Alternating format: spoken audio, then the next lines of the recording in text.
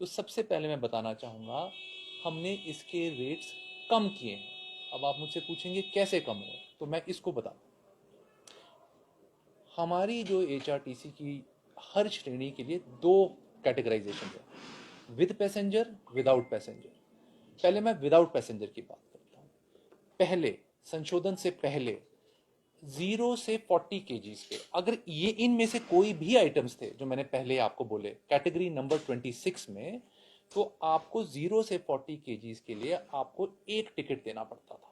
Suppose आपने यहां से दिल्ली सामान भेजना है एंड लेट से इट इज 2 kgs और इट इज 40 kgs, आपको सेम प्राइस लगता था। 20 kgs से जो 40 kgs का था वो हमने उतना ही रखा, राइट। सो ये जो संशोधन हुआ है, रेट गिरे हैं। किसके फेवर में गिरे हैं? जो लोग छोटे छोटे आइटम भेज रहे हैं। पहले ये मुद्दा उठा था लैपटॉप के केसेस में। हमें पता है आप लोग सब ट्रैवल करते हैं, अगर आप एक लैपटॉप कैरी करेंगे तो वो आपका होगा, दो लैपटॉप कैरी करेंगे वो भी आपका, आपको चलो understandable, you are carrying 2 laptops. पर अगर कोई आदमी 10 लैपटॉप कैरी कर रहा है, क्या वो कमर्शियल नहीं है? थोड़ा बहुत डिस्कशन डेफिनेटली है फील्ड लेवल पे, पर हमारा ये पॉइंट ऑफ व्यू है कि हमने ये पाया कि कई जगह जो revenue, H R T C की जो नेटवर्क इतना डीप है कि हमारी जो सर्विस है ना बहुत जल्दी हिमाचल के डिफरेंट कोने से मेजर सेंटर्स में पहुंच जाती हैं सामान। तो इसलिए हमने सोचा, हमारी कुरियर सर्विसेज को बहुत यूज़ किया जा रहा था, इसलिए हमने इसको इस रेवेन्यू को भी, क्योंकि हमको रेवेन्यू तो बढ़ाना है डिफरेंट से, इसको हमने इसलिए हम लाए। हमने ये भी पाया कुछ लोग, कुछ उदाहरण थे जिसमें एक पैसेंजर, कोई लोग बोल रहे हैं कि यार आप मेरा सामान प्लीज़ कैरी करिए। तो वो मुझे लगा कि थोड़ा सा एच के फेवर में नहीं था। तो हमने सोचा कि अपना रेवेन्यू अगर हमें बढ़ाना है तो हमें वो करना होगा। ये जो संशोधन है ये 15 अक्टूबर को किया गया। इसकी थोड़ी सी पृष्ठभूमि मैं आपको देना चाहूँगा। इस पर्टिकुलर पॉलिसी में 32 कैटेगरीज थे डिफरेंट लगेज आइटम्स के। तो ये जो संशोधन हुआ है ये मात्र एक कैटेगरी का हुआ, बाकी 31 कैटेगरीज अनअफेक्टेड हैं। सबसे पहली बात। अब मैं दूसरी चीज बताना चाहूंगा, ये कैटेगरी क्या है, कौन से आइटम्स इसमें इंक्लूडेड हैं?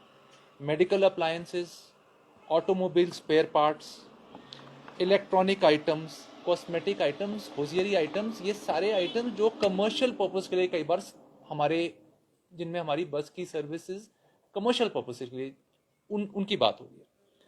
तो फिर से बताना चाहूंगा, सिर्फ एक कैटेगरी और सिर्फ ये आइटम जिनकी मैंने बात की, इनमें संशोधन हुआ। अब मैं तीसरी बात पे आता हूं, संशोधन क्या हुआ। तो सबसे पहले मैं बताना चाहूंगा, हमने इसके रेट्स कम किए हैं। अब आप मुझसे पूछेंगे कैसे कम हुए, तो मैं इसको बता, हमारी जो एचआरटीसी की हर श्रेणी के लिए दो कैटेगराइजेशन है, विद पैसेंजर, विदाउट पैसेंजर। पहले मैं विदाउट पैसेंजर की बात करता हूँ। पहले संशोधन से पहले 0 से 40 kgs के, अगर ये इनमें से कोई भी आइटम्स थे जो मैंने पहले आपको बोले कैटेगरी नंबर 26 में, तो आपको 0 से 40 kgs के लिए आपको एक टिकट देना पड़ता था। सपोज आपने यहां से दिल्ली सामान भेजना है एंड लेट से इट इज 2 kgs और इट इज 40 kgs, आपको सेम प्राइस लगता था।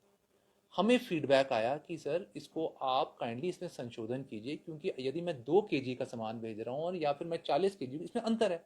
हमने उसको तर्क संगत माना और हमने इसमें ये संशोधन किया कि 0 to 5 kgs दाम 1 टिकट प्राइस से हमने 1/4 मतलब एक चौथाई पे लाया। फिर हमने बोला 5 kgs से 20 kgs जो पहले एक टिकट प्राइस था उसको हम आधे पे लाए।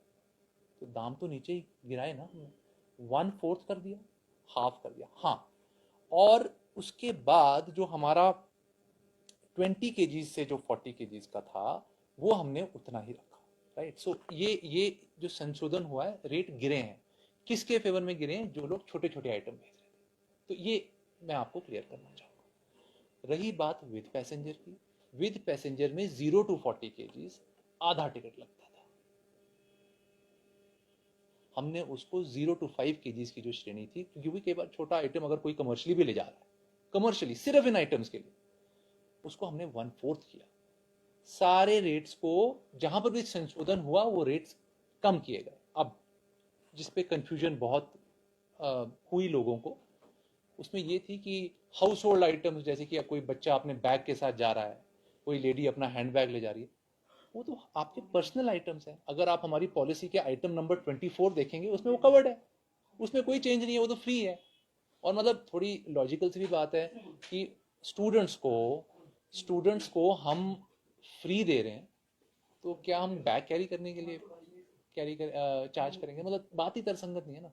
और महिलाओं को अगर हम 50% डिस्काउंट दे रहे हैं, क्या उनका हैंडबैग के लिए हम उनको चार्ज करेंगे? तो मतलब मैं बस ये स्पष्ट तरीके से कह रहा हूँ, कन्फ्यूजन हुई थी, उसको हमने कल भी सोशल मीडिया पे क्लैरिफाई किया, हमने अपने प्रेस नोट में भी क्लैरिफाई किया, और हम फिर से अब आपके चैनल्स के माध्यम से भी ये क्लैरिफिकेशन देना चाहते थे। ये हमारा मकसद था। पहले ये मुद्दा उठा था लैपटॉप के केसेस में। हमें पता है आप लोग सब ट्रैवल करते हैं, अगर आप एक लैपटॉप कैरी करेंगे तो वो आपका होगा, दो लैपटॉप कैरी करेंगे वो भी आपका, आपको चलो understandable, you are carrying two laptops. पर अगर कोई आदमी 10 लैपटॉप कैरी कर रहा है, क्या वो कमर्शियल नहीं है? थोड़ा बहुत डिस्कशन डेफिनेटली है फील्ड लेवल पे, पर हमारा ये पॉइंट ऑफ व्यू है कि हमने ये पाया कि कई जगह जो रेवेन्यू, HRTC की जो नेटवर्क इतना डीप है कि हमारी जो सर्विसेज ना बहुत जल्दी हिमाचल के डिफरेंट कोने से मेजर सेंटर्स में पहुंच जाती हैं सामान। तो इसलिए हमने सोचा, हमारी कुरियर सर्विसेज को बहुत यूज़ किया जा रहा था, इसलिए हमने इसको इस रेवेन्यू को भी, क्योंकि हमको रेवेन्यू तो बढ़ाना है डिफरेंट से, इसको हमने इसलिए हम लाए। हमने ये भी पाया कुछ लोग कुछ उदाहरण थे जिसमें एक पैसेंजर, कोई लोग बोल रहे हैं कि यार आप मेरा सामान प्लीज़ कैरी करिए। तो वो मुझे लगा कि थोड़ा सा HRTC के फेवर में नहीं था। तो हमने सोचा कि अपना रेवेन्यू अगर हमें बढ़ाना है तो हमें वो करना होगा। हर साल की तरह HRTC, जैसे कि 31 को दिवाली है, तो 29 और 30 को हम स्पेशल लगभग ऑलमोस्ट 100 बसेस दिल्ली और चंडीगढ़ से अपने डिफरेंट जिलों को, अपने सब डिविजनल हेडक्वार्टर्स को चलाते हैं। और फिर दिवाली के बाद एक दिन बाद, सेकेंड थर्ड को हमारी रिवर्स सर्विसेज भी उतनी होती है।